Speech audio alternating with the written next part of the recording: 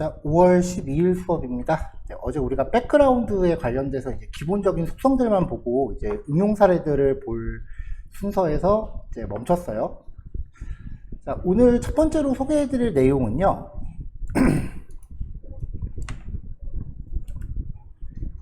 요거예요.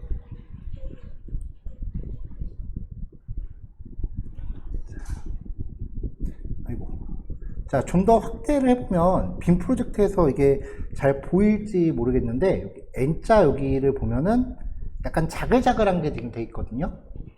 자글자글하게 깨진다는 거는 지금 얘는 글자가 아니라 그림이란 뜻이에요.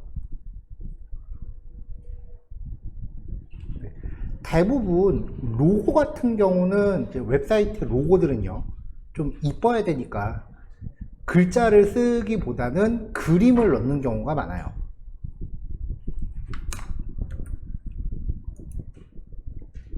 여기 N자 요 로고 같은 것도 마찬가지예요. 여기도 찍어보면은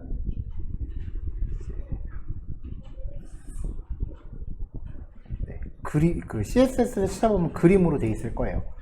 여기 얘 같은 경우는 이제 이미지 파일을 확인해 보면 이게 다음에 나올 8번 예제랑 좀 맞물리는 케이스인데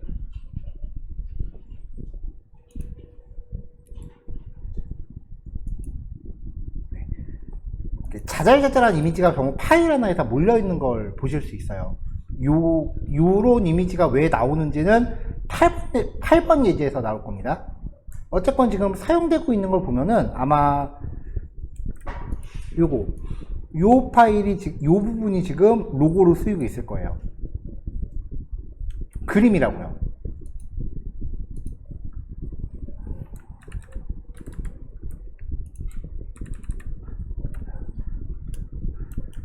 자, 근데 이제 여기를 이제 이미지라고 넣어 놓으면은 그 스크린 리더 같은 게 접근했을 때 이미지는 읽지 못한다라고 말씀을 드렸었잖아요.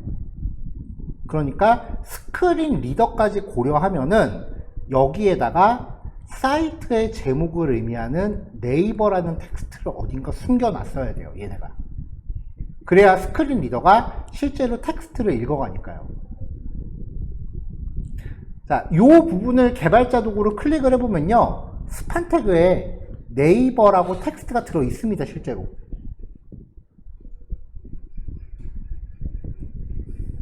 근데 이 텍스트가 지금 노출되지는 않고 있는 거죠. 스크린 리더가 접근했을 때는 이 텍스트를 읽어가고 그림은 읽지를 못해요.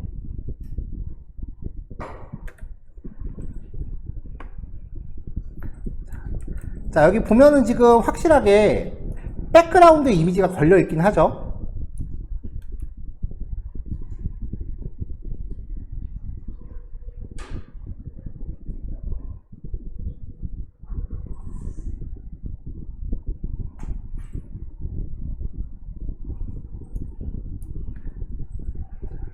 자, 그래서 이제 오늘 첫 번째 예제가 5번 예제부터인데요.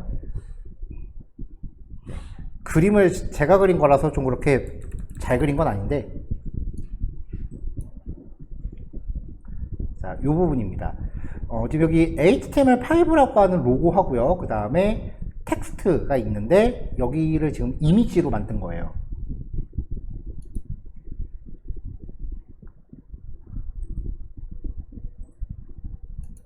그래서 이 파일이 지금 노출되고 있는 거죠.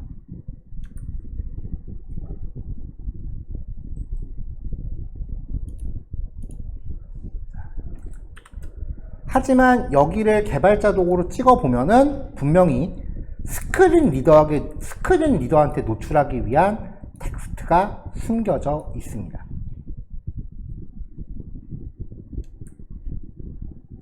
다른 건 몰라도 로고 같은 경우는 이렇게 작업을 해요. 자, 그래서 그 부분을 어떻게 작업하는가에 대해서 이제 이야기를 해보려고 해요. 자, 5번 예제입니다.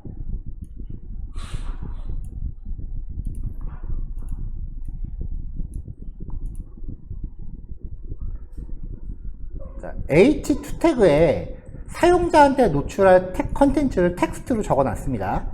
쭉 텍스트예요. 여기에 CSS를 어떻게 접목을 했을 때 이미지를 노출시키고 글자는 숨길 수 있는지를 보시면 돼요. 자, 일단 모든 태그의 여백을 다 없앴고요. 이 바깥에 있는 div 태그한테 넓이 오토라고 주고요. 높이는 배경 이미지 높이 값을 측정해서 넣어줬습니다. 그리고 백그라운드 속성으로요, info bg.png라는 이미지를 깔았는데, 이게 뭐냐면은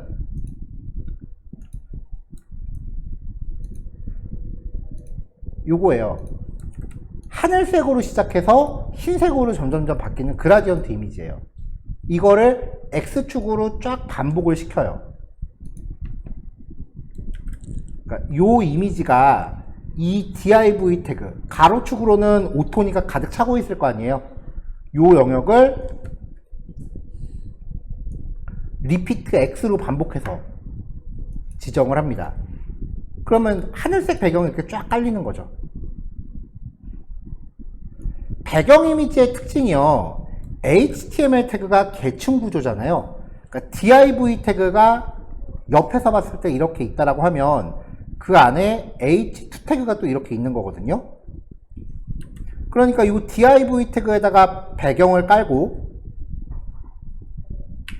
그 안에 있는 h2 태그한테 또 배경을 깔아주면은 위에서 이렇게 내려다 봤을 때는 이미지 두 개가 겹친 것처럼 보여요. 이렇게 해서 여러 개의 이미지를 층으로 조합해서 꾸밀 수가 있어요.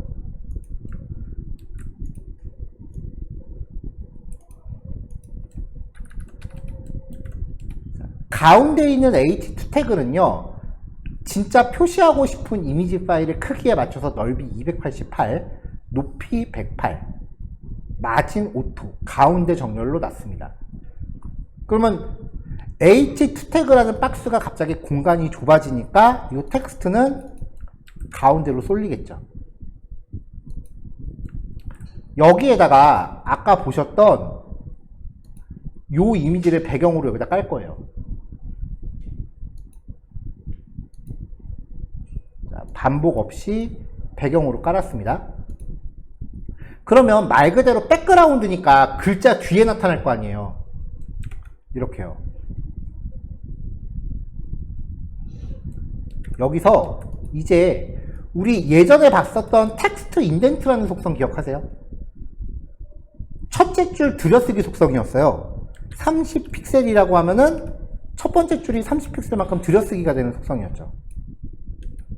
근데 마이너스 값을 주면은 글자가 내어쓰기가 된다고 했잖아요. 좀 더 주면 더 나가죠? 또 더 주면 더 나가죠? 더 주면 더 나가죠? 점점점 글자가 나갑니다. 자, 브라우저 폭이 넓어지면 나가 있는 애들 이렇게 보이죠?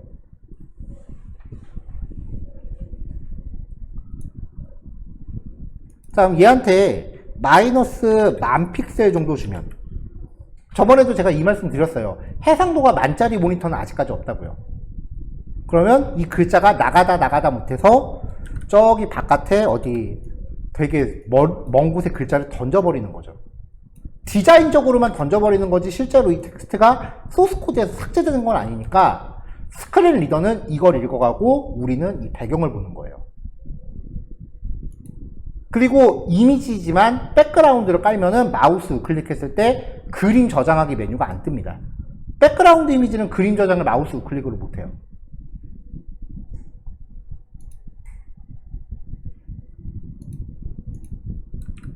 되게 생뚱맞아요. 들여쓰기 속성이 갑자기 엉뚱한 용도로 쓰이잖아요. CSS가 이런 게 좀 많아요. 그래서 사전적인 이런 속성과 값에 대해서는 얼마든지 정리가 되는데 실제로 이런 속성들을 어떻게 활용하는지에 대한 사례는 각자의 아이디어이기 때문에 다른 사이트에서 어떻게 적용했는지를 많이 한번 찾아보셔야 돼요. 그림 그리는 사람들이 미술관 찾아다니는 거랑 똑같은 거예요.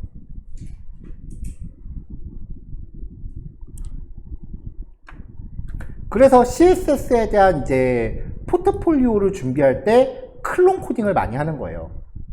클론 코딩이라 되게 있어 보이는 말로 클론 코딩이라고 하는 건데 쉽게 말하면 그냥 남이 만든 사이트 똑같이 뺏기는 거예요. 남이 만든 사이트를 그대로 똑같이 뺏겨서 쓰는 건데 일단 처음에 파악을 할 때는 당연히 이제 개발자 도구로 얘는 HTML 구조를 어떻게 짰고 CSS는 어떻게 먹였구나 이런 거를 한 번씩 확인을 해 봐야겠지만 뭐 예를 들어서 여기 요 글자인데 신문보기 글자인데 여기에다가 요런 속성들 줬다 뺐다 하면 이제 어떻게 바뀌는지 이런 것들을 한 번씩 이제 체크해서 이게 어떤 역할을 하는 거구나 뭐 이런 것도 한번 가늠을 해 보시고 그 다음에 이 사이트를 내가 직접 코딩을 할 때는 많은 분들이 착각하시는데 개발자 도구 열어놓고 거기 있는 CSS를 베껴서 코딩하세요. 그건 아니에요. 그건 진짜 말 그대로 베끼는 거고요.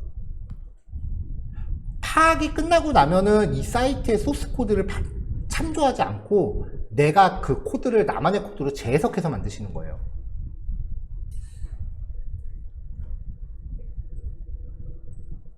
안 그러면 의미가 없습니다. 근데 아직은 우리는 이제 클론 코딩에 도전할 만큼 진도가 나가지는 않았어요. 왜냐면은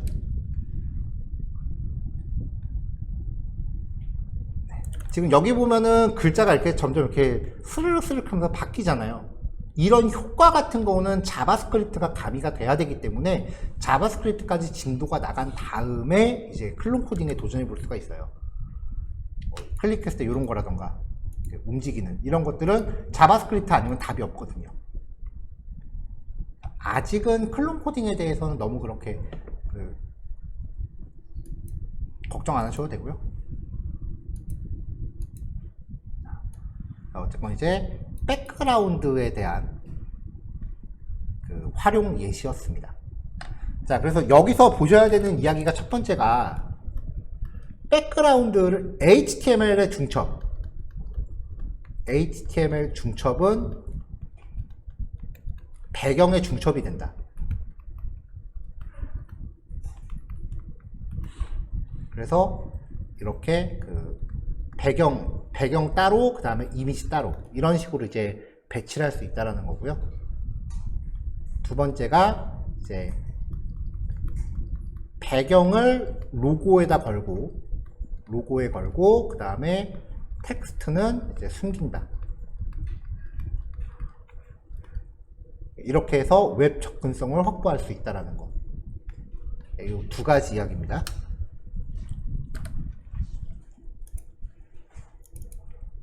자, 배경이 중첩되는 케이스에 대해서 좀 더 한번 살펴볼게요. 네, 이렇게 생긴 예제인데요. 여기 텍스트들은 전부 지금 이미지로 넣어놓은 거고요. 그 다음에 오른쪽에 이 화살표가 있죠. 그리고 브라우저의 폭이 달라지면 이 배경은 브라우저의 폭에 맞춰서 계속 이렇게 늘어나고요. 그리고 오른쪽에 이 화살표는 계속 오른쪽에 고정이 되어 있어요. 이 예제를 두 가지 방식으로 만들 거예요. 첫 번째는 조금 전에 우리가 봤었던 HTML 태그의 중첩과 배경의 중첩, 이거를 활용할 거고요. 두 번째 방법은 그냥 나중에 이제 이런 기법들이 너무 많이 나오니까 CSS 쪽에서 이제 공식적으로 업그레이드를 시킨 부분이 좀 있어요.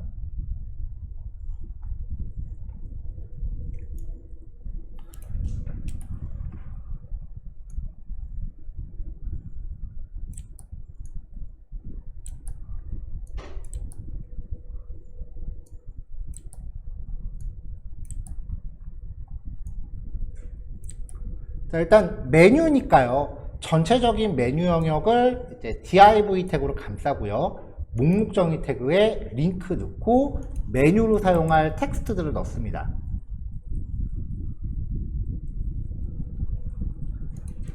자, 목록 정의 태그를 쓸 때는 모든 태그의 여백 없애고 리스트 스타일 논이라고 걸어주는 게 일단 기본 초기화 과정이었죠.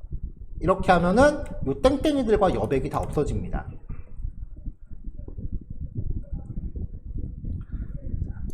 이제 요 바깥에 있는 div한테요. id가 nav죠. 배경을 깔 거예요.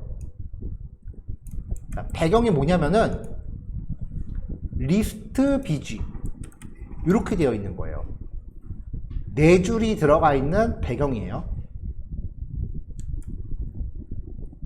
자, 얘를 반복해서 깔았어요. 그럼 이렇게 들어가죠. 근데 지금 보면은 배경에는 네 줄을 놨는데 여기에는 두 줄이 채 나오다 말았거든요. 왜냐면은 이 div 태그의 높이가 충분히 크지 않아서 그래요. 그래서 높이 값을 넓이는 가득 채우고 높이는 이 배경 이미지의 크기에 맞춰서 재설정을 했습니다.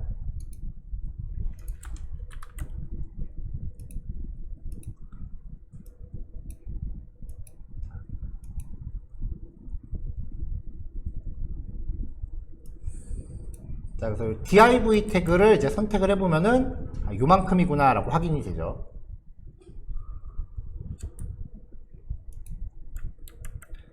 자, 그 다음에 있는 UL 태그. 현재 UL 태그 사이즈는 요만큼이에요. div 태그의 높이를 키워준 거지 UL 태그는 그대로 있잖아요. 이 UL 태그한테 배경을 또 깔아요. menu.png라는 파일인데요. 이렇게 각각의 라인에다가 텍스트를 나눈 배경 이미지입니다.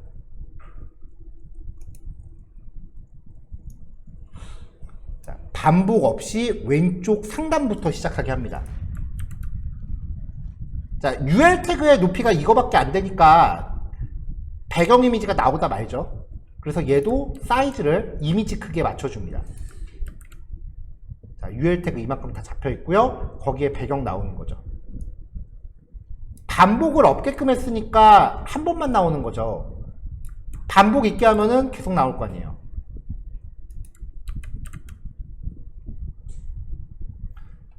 UL 태그가 커진 거지 li 태그는 아직 텍스트 높이만큼 있어요. 이제 이 li 태그의 한 개의 높이를 이 배경 이미지 하나 높이에 맞춰줍니다. 그래서 전체 높이를 이제 4로 나눠 봤더니 대충 46픽셀 정도 나오더라고요. 그래서 li 태그 높이 하나를 배경에 맞춰서 사이즈를 잡아줘요.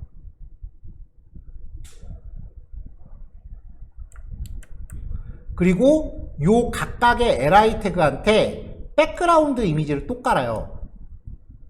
배경이니까 박스가 커지면은 계속 이렇게 그 배경을 가득 채우려고 들잖아요. 각각의 li 태그한테는 어떤 배경을 깔 거냐면요. 요 화살표입니다. 요 li 태그가 4개인데 요 4개한테 이거를 다 넣어라 라고 하니까 하나씩 화살표가 들어가겠죠? 배경 이미지의 위치는 반복 없이 오른쪽 세로축 중앙입니다. 오른쪽에 이렇게 이미지가 들어가는 거죠. 자, 배경은 다 구성이 됐는데요. 결과적으로 메뉴니까 클릭은 해야 될 거 아니에요. 클릭할 수 있는 건 A 태그 단위인데 아직까지 A는 안 건드렸어요. 그러니까 정작 이 배경은 클릭이 안 되고 글자 위만 클릭될 거예요. 이제 마지막으로 A 태그를 사이즈 줘야 되니까 디스플레이 블록, 위드스 오토 가득 채우고요. 높이는 45입니다. li는 46인데 A 태그는 45를 준 이유는 요 사이사이에 구분선 있잖아요. 요 구분선이 1픽셀이거든요. 선까지는 클릭 안 하게 하려고 1픽셀 덜 줬습니다. 커서 포인터는 마우스 커서를 손가락 모양으로 만들어주는 기능이에요.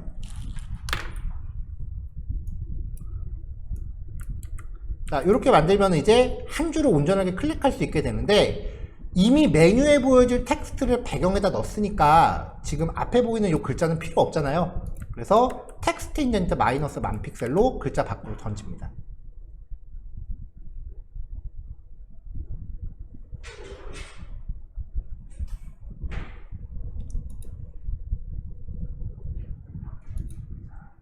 요즘은 웹 폰트가 있으니까 메뉴에 들어갈 글자를 이미지로 제작하는 경우가 그렇게 많지는 않아요.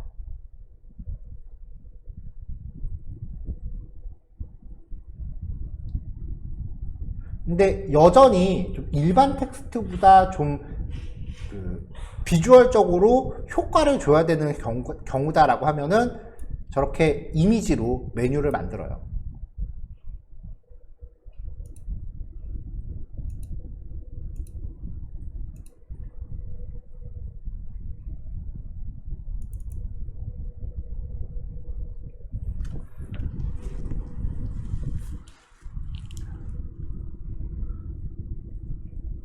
자, 다음 예제는요, 결과적으로는 똑같은 결과물인데요, CSS 작성 방식을 요즘 최신 스타일로 좀 바꾼 겁니다.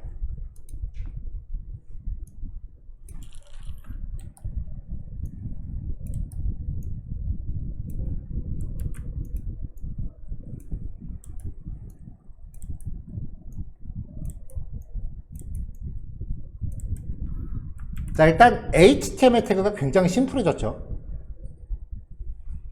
메뉴 영역이니까 NAV로 걸고요. A 태그만 4개 놨습니다. 자, 일단 모든 태그 여백은 없애고요. 요 NAV라고 하는 내비라고 하는 요 내비게이션 영역에 배경 이미지를 먼저 걸어줬어요. 아까 했었던 배경입니다.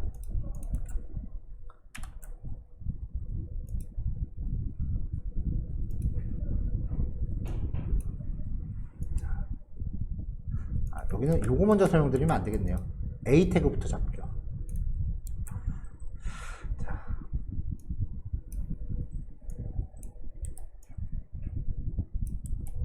자, 요 각각의 A 태그한테 디스플레이 블록을 주고요. 그럼 이제 문단화 되죠. 넓이 가득 채우고 높이 45픽셀씩 해서 이렇게 하나씩 사이즈를 잡아줬어요. 적당히. 그 다음에 이제 배경 작업을 한꺼번에 할 건데, 일단 텍스트 인덴트 마이너스 10,000픽셀 줘서 글자는 다 밖으로 던졌습니다. 그래도 클릭할 영역은 남아있죠. 여기다 배경을 한 번에 깔게요.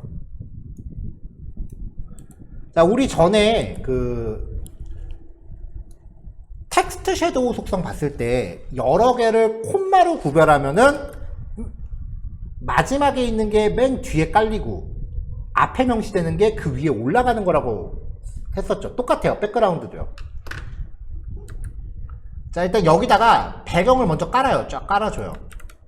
배경이 쫙 깔렸죠. 그 위에다가 이미지를 한 장 덮어요. 메뉴.png를 반복 없이 왼쪽 상단에 이미지를 덮어요.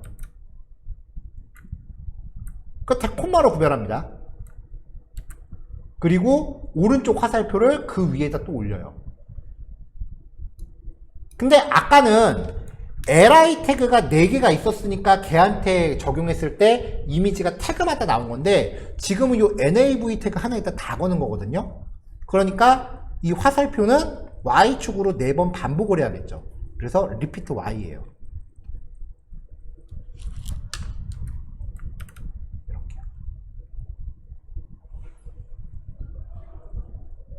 요 예제를 통해서 이제 드리고 싶었던 얘기는요, 몇몇 케이스, 제가 이거는 공식 같은 거니까 꼭 기억하세요 라고 하는 게 사실은 공식적인, 그러니까 누구나 다 사용하는 그런 방법은 아니고, 그냥 제가 작업하다 보니까 이런 코드가 꽤 자주 등장하더라 라고 하는 이제 저만의 어떤 팁인 거고요.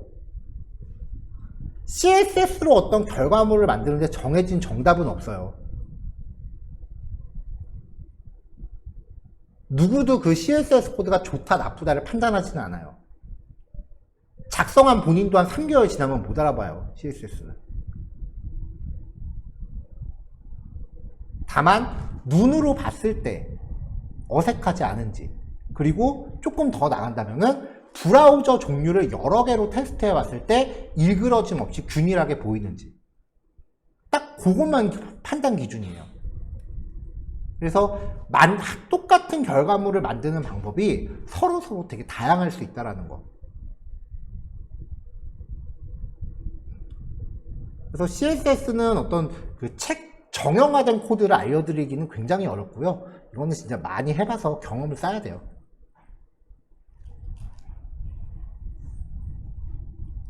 자, 읽으신 내용은 여기까지고요.